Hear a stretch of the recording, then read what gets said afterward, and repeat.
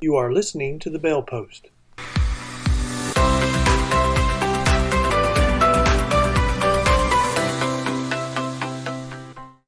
Welcome to Season 3 of the Bell Post, and today we're talking to law enforcement. We're talking to Sheriff Guerra from Hidalgo County. Welcome to the Bell Post, Sheriff. Well, I appreciate you. Thanks for having me on your program here. You know, I like to do research on people when we talk to them, and I tried to find out what information I could about you, and I found out a lot of stuff. Like Hidalgo County has about 1 million people that you service for Hidalgo County. That's a big job right there. Yeah. So, for your viewers that are listening, that don't know where Hidalgo County is, Hidalgo County is on the southernmost part of Texas, and we're located on the Texas-Mexico border. We're one of two of the most populated counties in on the border.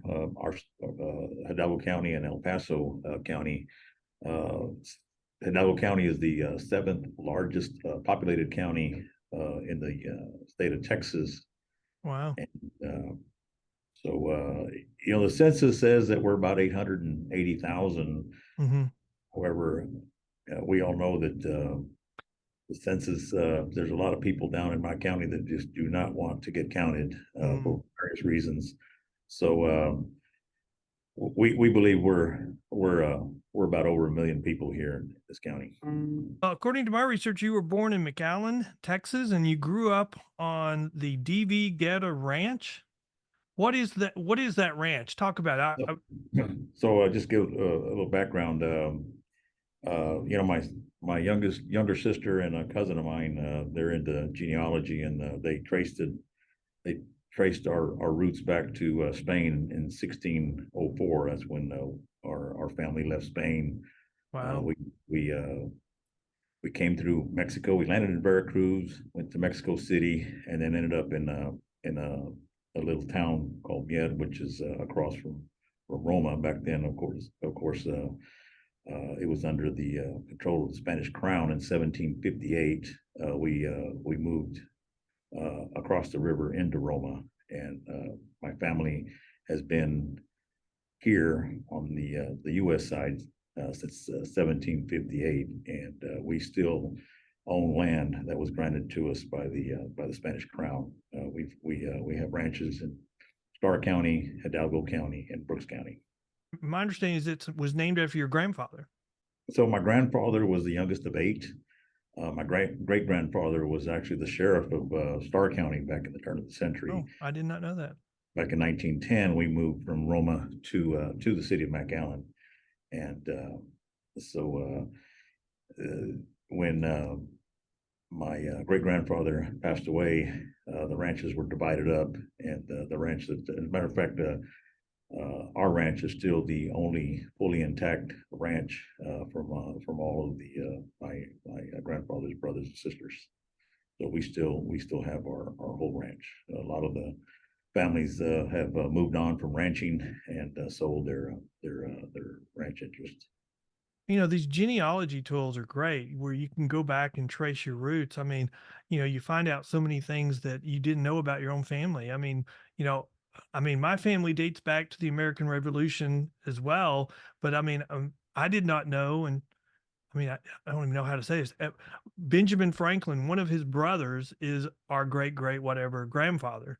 But in our family, we consider the Franklin side of the family as the crazy side of the family. So I don't know why that is, but we consider the crazy gene came from the Franklins. But we all have them. but it's nice to know, hey, you're related to Benjamin Franklin, and his brother's your great grandfather, and y'all are known as have been having roots in the valley for over a century. So that speaks well of your family, and if you're speaking to each other, it really speaks well of each other. Yeah, our family goes back, a long history in politics. Again, I mentioned my great grandfather was sheriff. One of my uncles was a county judge here in Hidalgo County. My father was on the school board for over 12 years. My cousins, I've got a cousin that was ex-district court judge, and I still have a cousin that serves as a state representative So what it here. is about your family that has so many public servants? Because I mean, I don't think that's normal. I mean, what is it in y'all's family that encourage people to seek public service? So, it all begins with my great grandfather and his public service, and he instilled that into his sons and daughters, which was my grandfather. My grandfather instilled it in my father, and my father,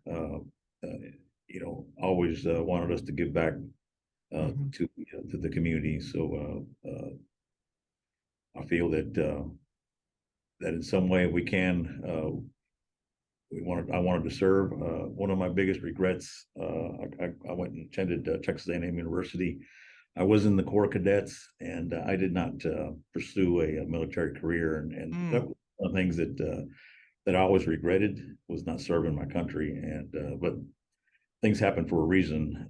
If I had done yeah. that, I would not be serving the community as the sheriff. So You know, my dad was appointed to the very first class of the Air Force Academy, and he failed his physical. They discovered he was diabetic, so he was disqualified from going. And I think that's one of the reasons why no one else on in my family was had military service, because my dad wanted it so bad. He really discouraged his kids from going because he wanted it, and if he couldn't get it, he really didn't want them to do it. And I really look back at that as it was not until late in his life where he said it was a good thing, because he did not go, he met my mom and he had us as a family. And he said, if I'd gone to the military, I would have never had y'all as a family. things happen for a reason. Yeah. Well, in So my family, I have a grandfather who he's the only person I've ever known who you did not want to say anything bad to him about anyone else in the family because you did not want him to think poorly of them. And I have a sister, I swear she didn't get a divorce until after he passed away. That's how important he was to our family. He was a deacon in his church. Everybody looked up to him. He did handshake deals. And if you broke the deal, then he just wouldn't do business with you in the future. He wouldn't go out and sue you. I mean, that's just the kind of person I remember him to be. all of these people that I mentioned in their service to their communities, the one thing that they all have in common is they all serve with integrity. Hmm. They left their office better than they found it, and Hmm. our family name is associated with integrity. So we're gonna. I have a legacy to live up to. I've got two sons, two daughters. The two boys are currently living in Hidalgo County. One is a prosecutor, and the other is that works for emergency management. I am the father of daughters, so all I know is daughters. You can look at them and they'll start crying. I just boys, you can just you can beat them into the ground and it didn't change. But girls, you can just look at them and they'll just start bawling. Well, the one thing I can tell you about daughters is they'll take care of you in Yeah. your older days. So I saw that with my father, and then I saw that with my father-in-law and my brother-in-law.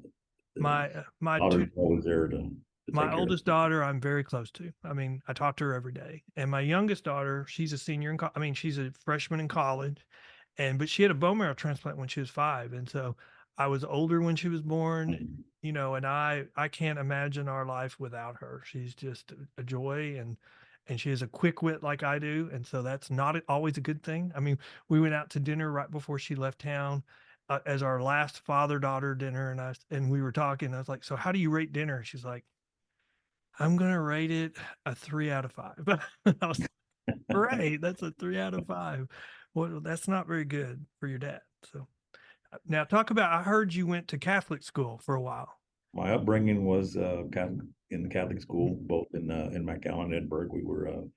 I was raised by some very strict Irish nuns, and I'm surprised my hand is not scarred from the rulers that were acquainted with the backside of my hand when I went to pre-kinder and kindergarten. I didn't know English. I spoke all Ah, Spanish, And so if we spoke Spanish, those nuns would take a ruler to backside of your hand. So every once in a while, you'll see me when I do speak Spanish.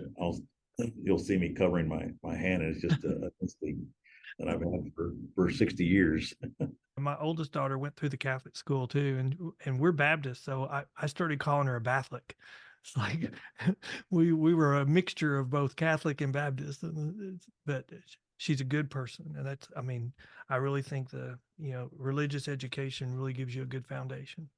But you graduated from high school from Edinburgh High School. I went to Edinburgh High School, graduated in May 27th, 1980, and I started my college career June 1st, 1980. So I didn't have that big of a summer break back then.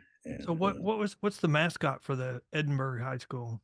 Bobcats. Ah, oh, Bobcats. it seems like everywhere we've been, it's the Panthers. Where I went to high school was the Panthers. Where my kids went to school was the Panthers. So, but I'm actually really jealous of you because my daughter, my oldest, narrowed it down to college between Texas A&M and Baylor, and I was like, Texas A&M, Texas A&M, Texas A&M, and she picked Baylor, which that's Uh, a Baptist school, so you kind of can't say no to that, except for you're paying out the wazoo. well, so I did the same thing my dad did to me. Look, there's only one college in the state of Texas, and that's Texas A&M. If you attend, I will help you. If you choose to attend any other college, then you're on your own. And so I played that with of course, with my children. So all four of my kids graduated from Texas A&M University. So Wow, we're proud. I mean, I'm so old. We've talked about how old we are, but I remember my parents, and they were public school teachers. They had four kids, two boys, two girls. They would tell me and my brother, "You're going to go to college." But unbeknownst to me, years later, they were telling my sisters, "You're going to get married, and after you have kids, then you'll go to college." And that's what we all did. We all graduated, but my sisters got married and had kids first, and so that's kind of changed. I mean, I tell my kids, you've got to my girls, you got to get education. That's the equalizer. That can make up for almost anything. So you got to get your education. Yeah, very true. So talk about your history. You have been in law enforcement for over 20 years. So what got you interested in going into that field? So been in law enforcement for 29 years now. The Texas Association of Counties, or the Sheriff's Association, needs to update their records because they reported it as 24 years as of yesterday. So they're 5 years behind. Yeah, I got commissioned as a reserve So what deputy does comp. it take to become a reserve officer? So well, back then 1995 was a little different. But just let me go back. You know, I always wanted to go into law enforcement. One of my good friends that I had met was a state game warden, and met him when I was 10 years old. And he would always come around the ranch and check on us. Uh, Junior high, high school, Mhm. when I would be down during my college breaks hunting, he'd come by and he would always come by the ranch. And so when I graduated from A&M, I moved and moved to the ranch, and he would come by and late at night and knock on the door, and when he was out patrolling. And so one night I decided, he asked me, "Hey, why don't you come ride with me?" Uh, so I did, and I think from that moment on, um, I got the bug in law enforcement because I fell in love with it. What do you think it was that made you fall in love with from riding with him? I think it was the adrenaline, Mhm. and the community service, the service of helping people, Mhm. and not only that, but just helping uh, police the laws. And so people in the community would see me with the game warden, and so when they would have a problem, I started getting the phone calls, and Oh, hey, wow. help me with this. Well, I wasn't a peace officer back then. And then when I got married and started a very young family, I realized that there was a lack of law enforcement presence in our community. So I went to go talk to the sheriff, at the time, and talked to him about the lack of resources in the community. And so he explained to me the situation that he was in with the lack of resources. Mhm.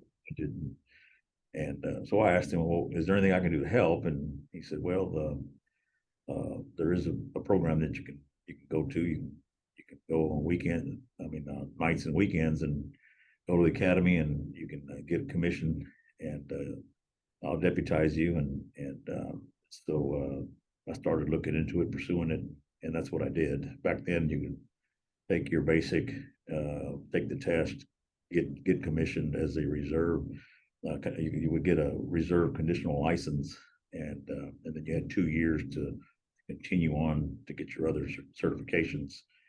And so that's what I did. I went and got my certification I got my reserve basic peace officer's license, and then I went back and got my intermediate and advanced.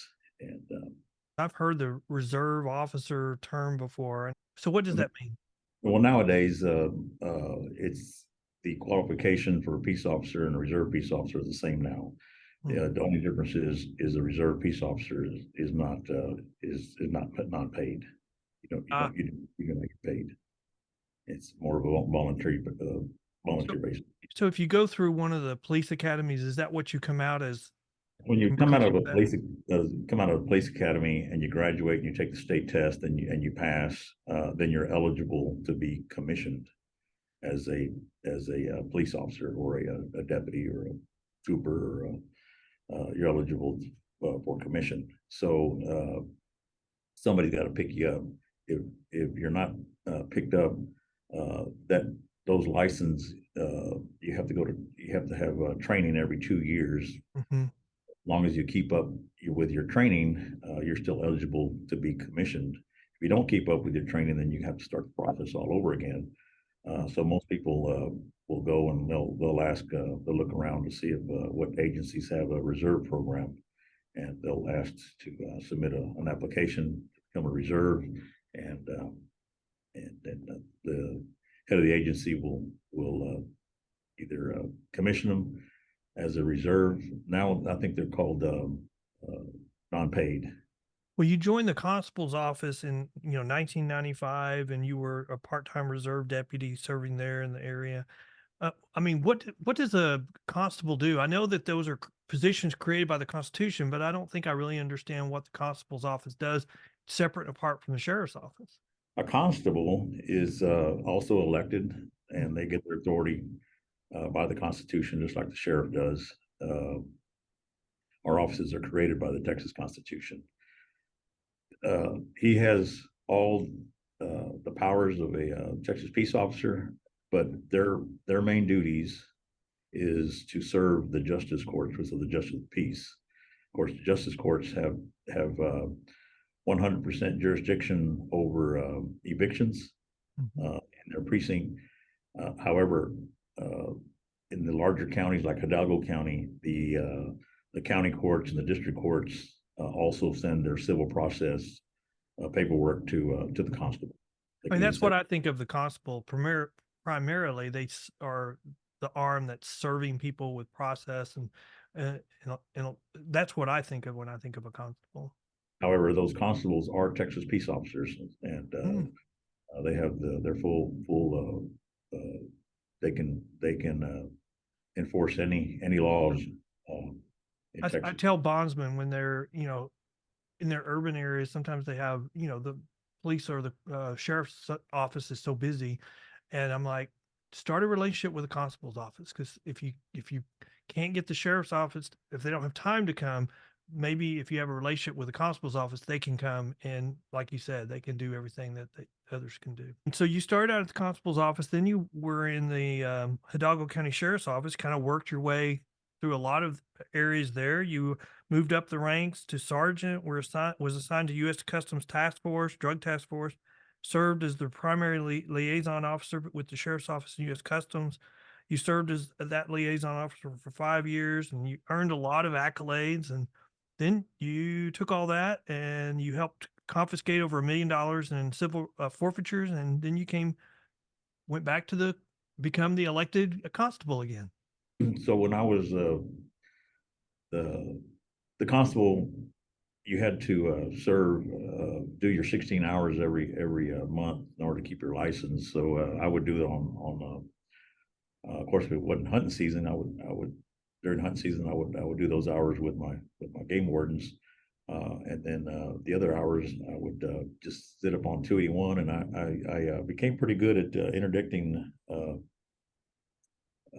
loads because my ranch is there on a major highway, which is US 281, which leads outside the county, and so that got the attention of the sheriff when I started arresting, taking down these drugs and confiscating the assets. And so the sheriff recruited me and said, "Come to work for me. I'll assign you to the U.S. Customs." And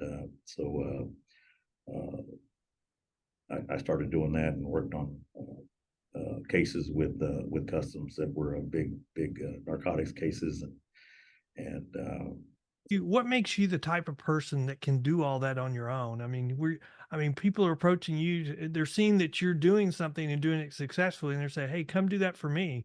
I mean, that's a lot of people aren't built that way. the reason I did not go with the sheriff at the beginning was because of the controlled this structure. Because when I was a deputy constable, I only had to answer to the constable. As a deputy sheriff, I'd have to answer to Mhm. all the chain of command, and I wasn't. Of course, I wasn't used to that. So the sheriff said, "No, you just you answer to your captain." And so I told him, "Well, where do I sign?" And so he recruited me, and it was a great relationship with the sheriff's office. And back then, of course, it was called the U.S. Customs, which was the oldest law enforcement agency in the United States. They were doing some great things down here. We were collaborating with you know all of the locals. I got to meet a lot of police officers, DPS Mhm. troopers, and they would reach out to me to help them with some of their narcotics cases.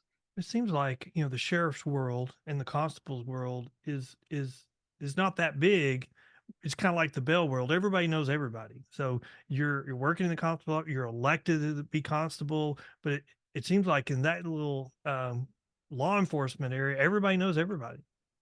So I ran for constable because at the time that constable that was in my precinct, um, he was under a theft arrest, and I felt that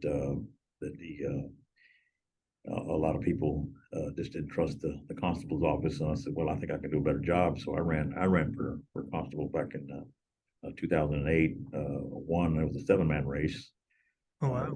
race, and then of course the constable has to take not only their 40 hours uh, additional training every 2 years.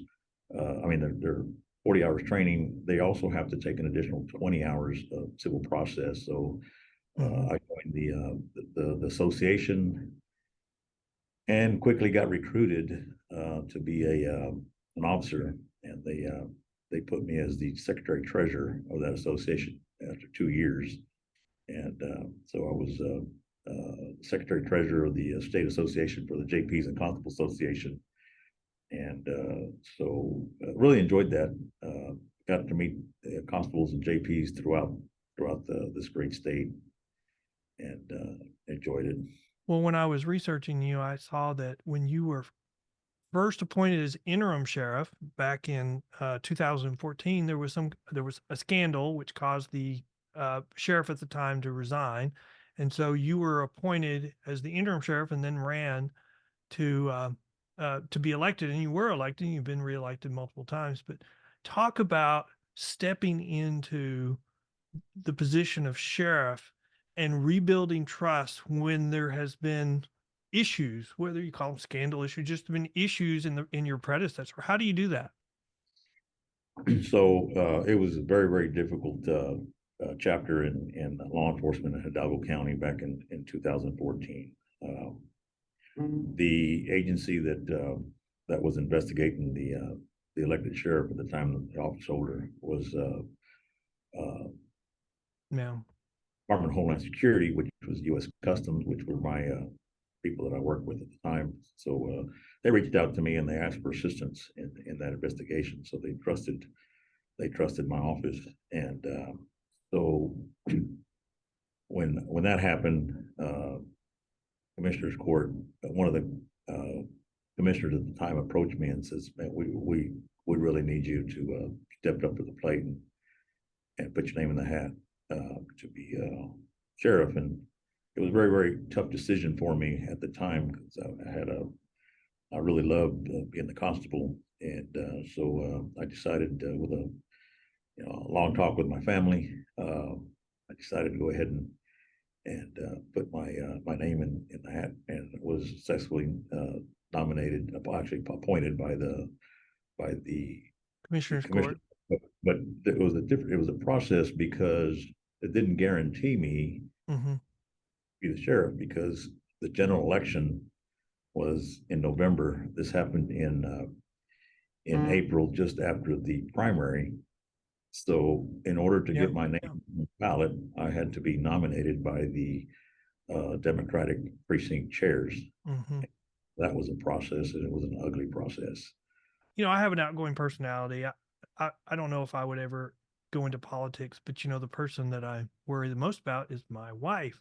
My wife is an introvert. She does not like crowds, and I love her to death. I don't think, I mean, how was your wife's reaction to, hey, honey, let's just jump right in here and meet everybody that we don't know in the county?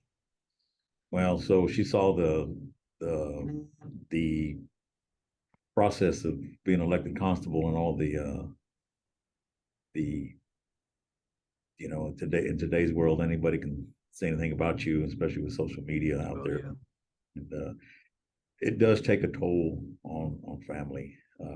It's okay to say whatever you want about me. Mm-hmm. I'm the elected official. I'm a public official, and but when you turn around and you talk about people's family uh, uh, that are not, it hurts, and especially when the family, they hear them talking about your loved ones, they take that personal. I tell them, look, it's just water off a duck's back. Don't take it personally. It's just politics. But you cannot. Your family members, they don't comprehend that, and it's very, very difficult for family members of elected officials to be out there, and especially when a campaign goes negative. So we talked about the process of being elected, but talk about when you go into office, even as an interim sheriff, you're going into an office where the community doesn't trust, uh, the current sheriff's office because of everything that had been going on, whatever it was, whether it had been built up, whether it hasn't been built up. But when you go in, what do you do to try to reestablish the relationship, the trust? So it was very hard. So I knew that I had to change policy. I had to raise a very, very strict standard for the men and women that were here. A lot of them wanted to resign because they didn't want to be associated with an office. I talked to a lot of staff members here and said, let's ride this storm out together. I quickly put together a team to go out into the community and work with the community. I went and talked to my federal partners to see if there was anybody else in this office that had a target on them, and they said no. So I trusted all the members that were here, and of course the community wanted all their heads, Oh uh, yeah. wanted all their heads to roll. But after looking at it and after seeing uh, evaluating everybody on a one-on-one basis, um, I didn't do that. I also brought in a 27-year veteran of the Texas Department of Public Safety, a man with impeccable experience and just unquestionable integrity. He was a major with DPS back then. Those were pretty high ranks back in 2014, and I made him my chief deputy. He retired. I said, "Look, I can't do this alone. I need you. I need you here." And I appointed him as the chief deputy, and I gave him some very, very strict orders that he does all the hiring and he does all the firing. We're going to keep politics out of this office. And we raised the standard, we changed the policy, and we went out into the community. And the first thing that I told my staff was that we're going to give the people that ask for service at the Hidalgo County Sheriff's Office the best service that we possibly can give them. That is their number one directive from me. Whoever calls the sheriff's office, and I don't care what social economic status they hold in the community, we're going to give them the best service. And we're going to investigate every complaint that comes into this office like it could just be a simple theft of a tree. We're going to give those people the best service, and then we're going to cooperate with all our law enforcement agency. That was one thing that the sheriff's office did not have a relationship with the constables, the other local law enforcement. Hidalgo County is very different. Let me put it in perspective, because something that differentiates the difference between the El Paso County and Hidalgo County is I have 22 cities here, 22 cities, but 21 of them have a police department. 21 of them. That means 21 police chiefs, 7 school PDs, 2 university PDs, 5 constables, and then, of course, all of the federal agencies are here. The sector border patrol is here. The regional office of DPS is here in my county. We have a large presence of law enforcement. I've seen that, you know, one of the recurring themes in everything I've seen about you is your cooperation with other agencies. And, you know, I think that's, I mean, one of the things that I would say you're probably best known for is your cooperate, the way your office cooperates with all law enforcement, it seems like. That was another instruction that I gave to them. We're gonna cooperate with all the local, state, and federal agencies, and we are going to share all our data, all our information on all our investigations. And that was very, very hard at the very beginning, because even here at the sheriff's office, you had investigators that just did not want to let go of their files. They did not want to share. They did the trust was just not there. Not even inside the agency. So it was hard for them to even to go outside the agency. So at that particular time in 2014, we had 52 home invasions just in the area outside the counties. 52 home invasions. Wow. And some of them were very violent, that led to murders. So that was and not that was not only in my area that I'm responsible for law enforcement, but you also had a lot of cities that also had home invasions because of drugs and human smuggling. So, you know, I tell bondsmen, I'm like, you know, we're bondsmen, or you're a bondsman. I'm a bondsman attorney. So we don't really start out on equal footing when we're talking about who do we trust. So you as a bondsman work for 30 years to get the great reputation you have. And it doesn't take nothing for you to destroy all that. And I don't know how long it takes to rebuild trust after you've destroyed it. So, right. you know, how long did you think it took before you saw dividends from this rebuilding trust? I think when I ran for reelection in 2016, which was 2 years, the community was already seeing that, and because of what happened was, I brought the 5 chiefs of the big five cities that I have, and along with the district attorney, and I asked them, you know, what is our collective response to the uptick in violent crime, and some of the chiefs says, you know, why just narrow it to violent crime? Why don't we just say all crime? and said, well, what's needed? And so at the very end, we decided that we needed a central repository of all our data, the intelligence center. And they said, Sheriff, that's you you run with that. And so I went to Austin and was able to get some funding, and we got funding for an intelligence center, which is the Texas Transnational Intelligence Center. And then after that, we brought in all of the city's PDs, my records management, and put analysts in there. And it was a tool for all my PDs to come in, and their investigators to to use to solve their whatever crime they were investigating. And it turned out to be very successful, and it's basically changed the way law enforcement is conducted here in Hidalgo County, because now we share all our intel.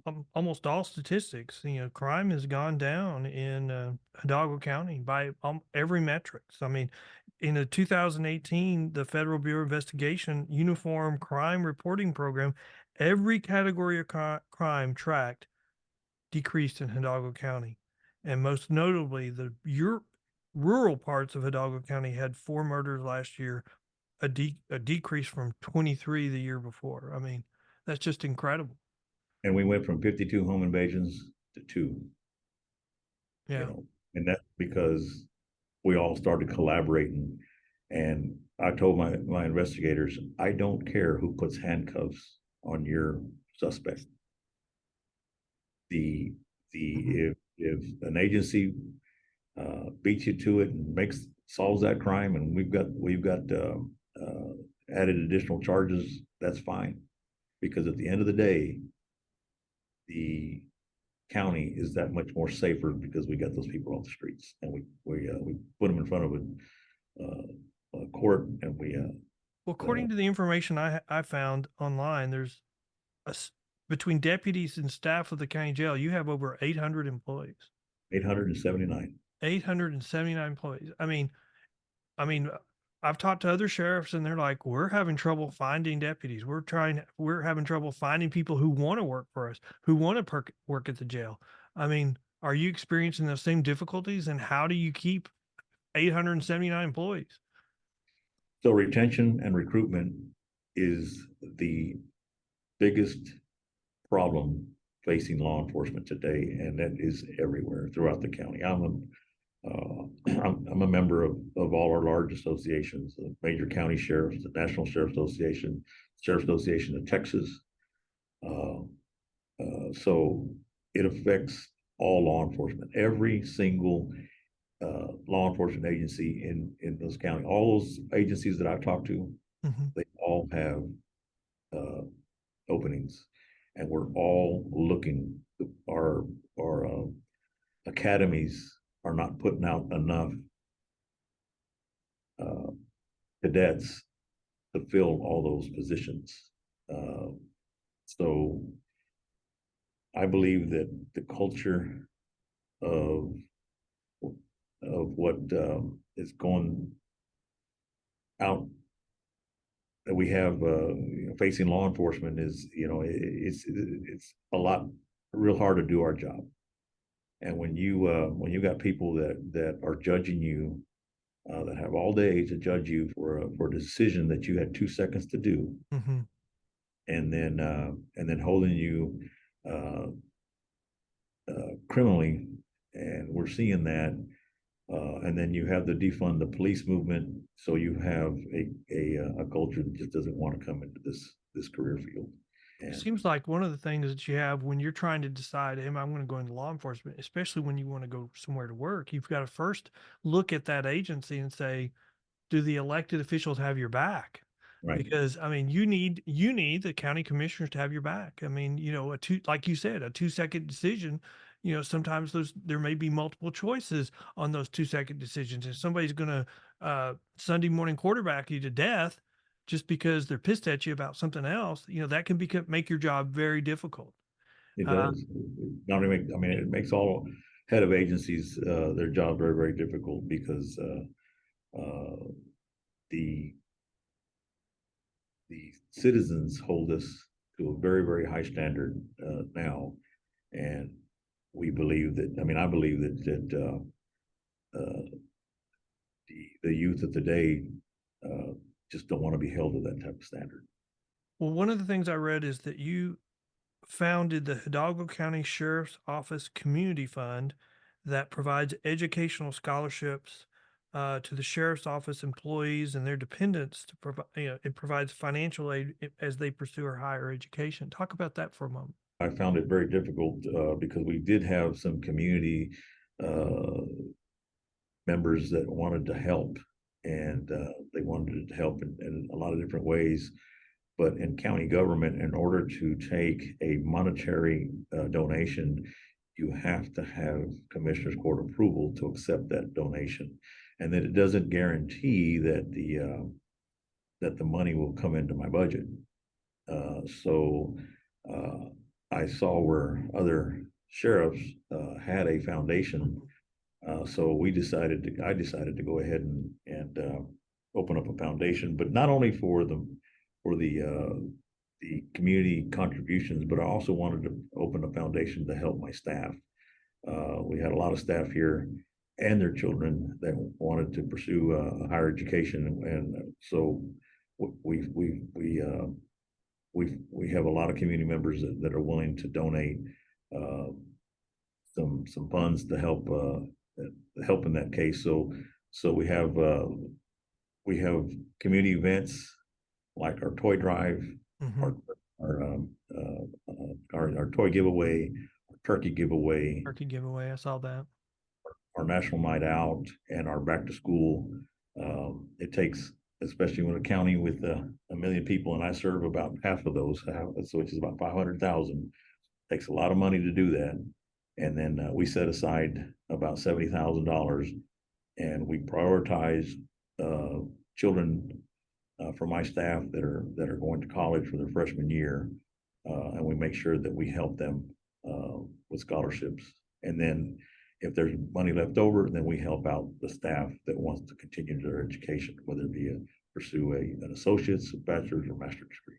My hope would be that that type of program would engender loyalty among your employees, and so I would hope you'd have a less attrition maybe than other areas might have.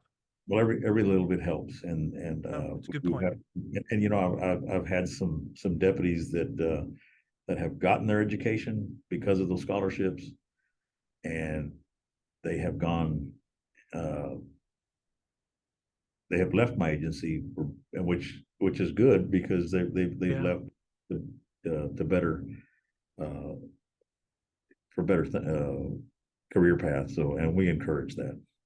So Um, I saw a story because you're on the border, so have to deal with the Mexican cartels, drugs coming across the border, and so I saw an article recently talking about renewed efforts to categorize Mexican cartels in light of their kidnapping of 4 Americans as a terrorist group or and you were quoted as we're asking them to use everything in their power to go after these drug cartels. If we could declare them a terrorist organization, I think that would force our federal government to crack down on the Mexican government and say, you got to do something about these organizations. Talk about dealing with, I mean, it seems like you have an added burden of dealing with drug cartels that goes, all the other hundreds of things that you're doing already. so, so what that is I am the chairman of the Southwest Border Sheriffs Coalition, which is 33 sheriffs that are on the border from San Diego, California, to Brownsville, Texas, and we we are trying to get the attention of our Washington elected officials about the problems that we're facing on the southwest border. Uh, in this administration, it seems that they're just not listening to us. So then, sheriffs from the major county sheriffs, the National Sheriff Association, the Western State Sheriff Association, we came together and formed an alliance because there's always a strength in numbers, and we formed an alliance, and we came together and we talked about the what what problems that not only the border sheriffs are facing, but all the sheriffs are facing, especially these urban sheriffs. And the number one problem is the fentanyl Yeah. overdoses. And we know that fentanyl is being produced by 80% of the fentanyl is being produced and imported in this country are by two Mexican cartels.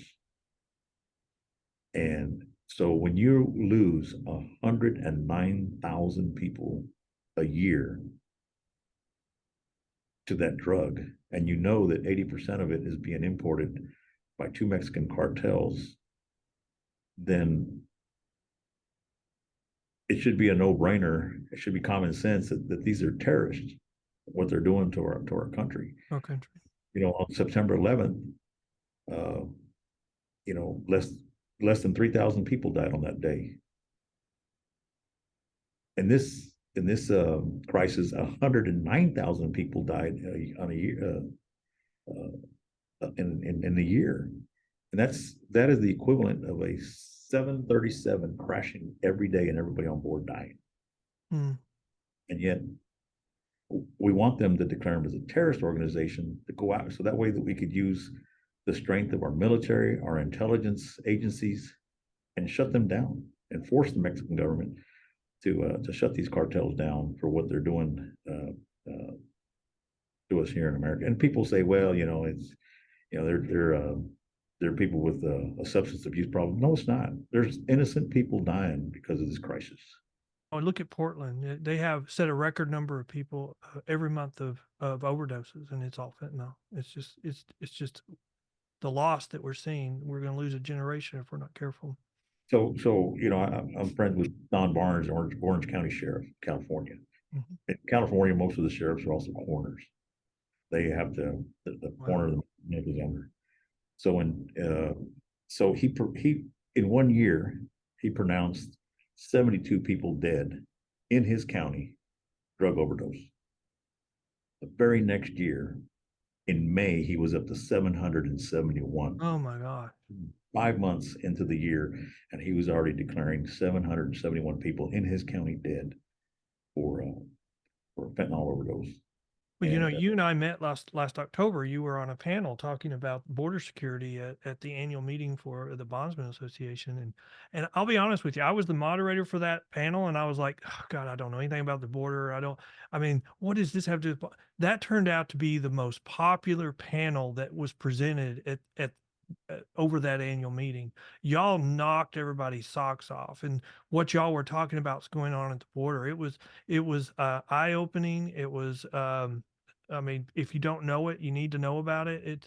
It was crazy. so what was good about that panel is not only did you had a border sheriff on the border, but you also had a sheriff, you know, hundreds and hundreds of miles away from the border and the issues that he has in his county because of what's happening Hmm. on the border about the drugs and the immigration coming across, how it affects all borders, all border count, Well, and actually, what I all found counties.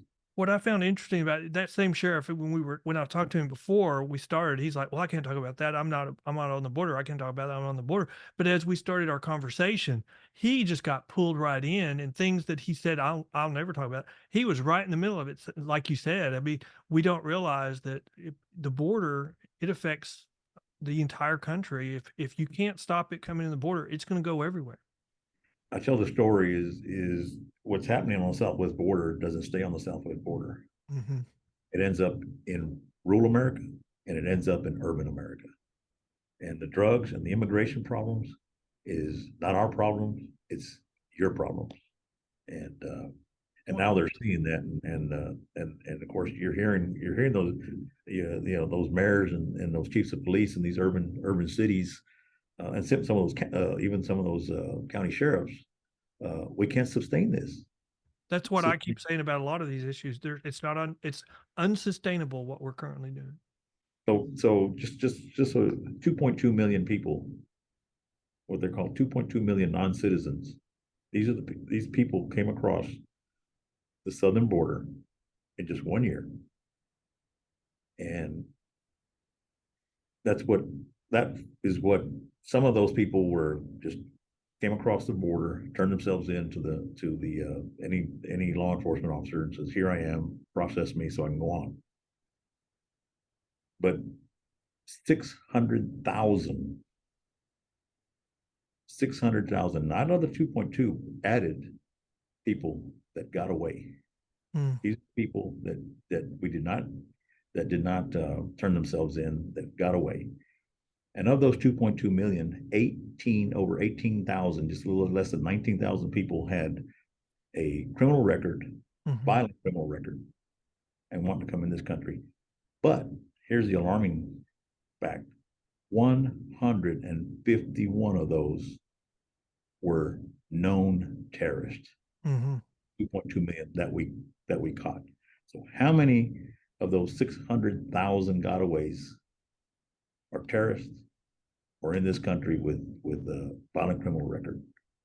And the reason being why they were got away is because you've got 2.2 million people being processed by our federal partners. They don't have enough of our federal resources on the border to sustain those numbers each and every day. And then our state partners have are down here, and then we have to help them. But I am the sheriff of a very large county. My constituents expect service when they call my office, and those calls for service continue to come into my office. Those are the people that elect me as sheriff. So immigration is a federal problem, not a Hidalgo County sheriff problem.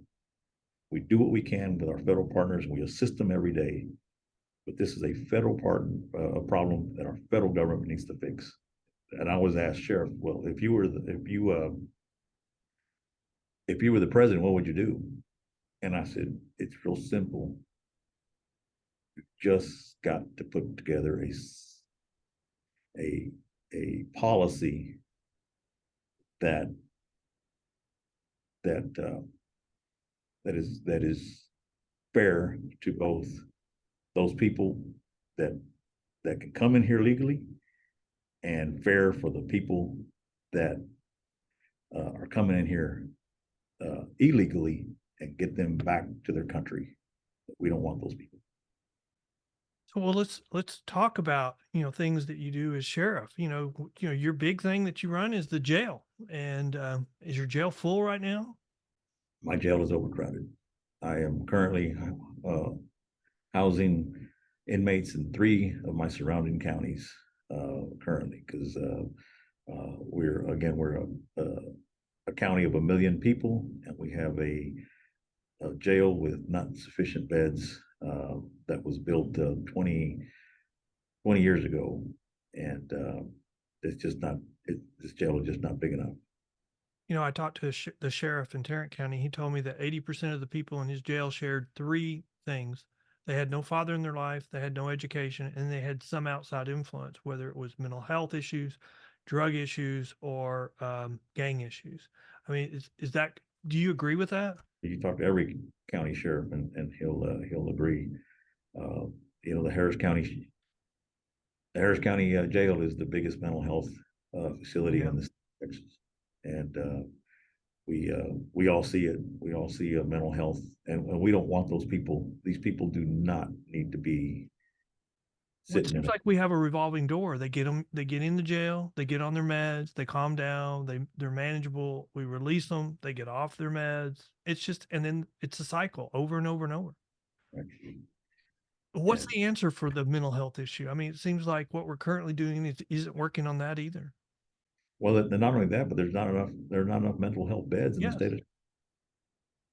Yeah, I've but got when we commit them, it's because they're a danger to themselves. As soon as they're no longer a danger to themselves, they're no longer eligible to be held. And then what happens? I mean, it just seems like we we kick them just out and rearrest them, kick them out, rearrest them. and the answer is we need more beds.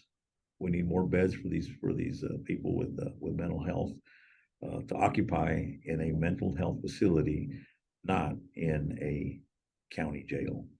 Well, it seems like when the jails are full, especially right now, and we've gone through this COVID period, we there's discussions about how do we reduce the jail population.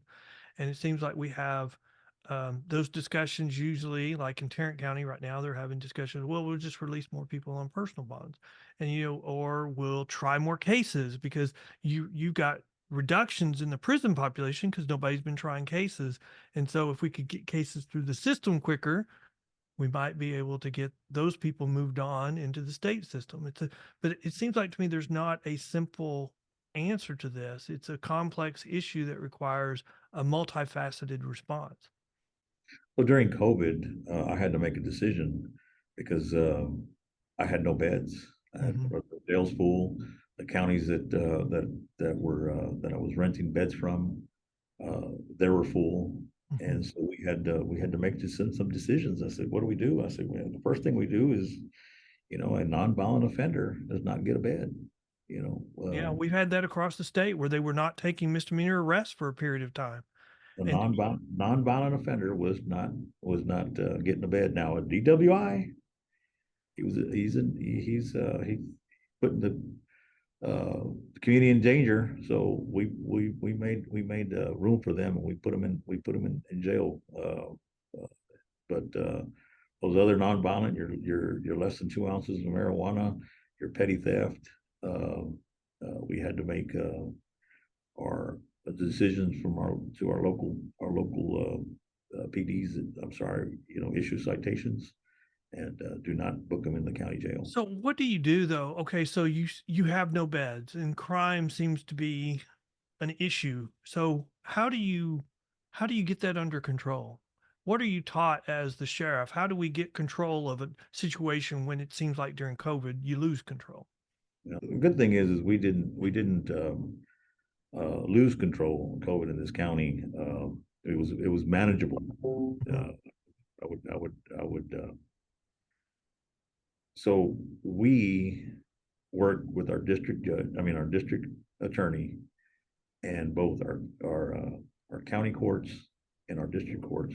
Uh, we constantly had meetings with them. We were constantly giving them the email them once a week the people that we believe need uh, their cases need to be tried and or settled so we can get these people out make room for beds. And believe it or not, it worked. These judges saw the need and they stepped up to it, and they helped us reduce the population, and it worked. At one time, at the very beginning of COVID, where uh, we just didn't wanted to have less space in some of these pods. Uh, we were down to only 700 inmates. We left our county's beds that we rent full, but we reduced our population to 700. But all of a sudden, it filled up pretty quick. What is y'all's capacity right now? So the capacity currently is 1,332, and that's with the variance that we have with jail standards.